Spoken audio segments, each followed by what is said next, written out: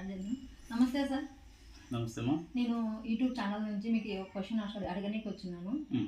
ఇప్పుడు తెలంగాణలో కాంగ్రెస్ వచ్చింది కదా, కాంగ్రెస్ వల్ల ప్రజలకి నష్టమా లాభమా సార్? లాభం అని ఉంటే ప్రజలు ఇన్ని సమస్యలలో ఉండలేరు కదా. కరెంటు పోతుంది, అవసరం ఉన్నా లేకున్నా తీసేస్తున్నారు. ఉచిత కరెంట్ అంటున్నారు. ఉచిత కరెంట్ అంటే ప్రజలకి ఇన్ని నష్టాలు చేస్తున్నారు. బిల్ కట్టకుంటే డిస్కనెక్ట్ చేస్తామని వస్తున్నారు. ఉచిత కరెంట్ ఇస్తామని ఎలక్షన్ ముందు చెప్పిన మహానుభావుడు రేవంత్ రెడ్డి గారు కరెంటు తీసేయమని ఎలక్ట్రిసిటీ డిపార్ట్మెంట్కి ఎందుకు చెప్తాడు? ఎవరైతే బిల్ కట్టలేదో వాళ్ళ కరెంట్ తీసేయండి అని. దీనికి చాలా కారణాలు చెప్తున్నారు. ఆ ఉద్యోగస్తుడైతే వైట్ కార్డులు ఉంటేనే ఇంకా అట్లాంటి వాళ్ళకే వర్తిస్తుంది, మిగతా వాళ్ళకి వర్తించదని. తర్వాత 6 హామీలు ఇచ్చారు. 6 హామీల్లో ఈ రుణమాఫీనే ఆయన ఏది అంటే తీర్చలేకపోతున్నాడు.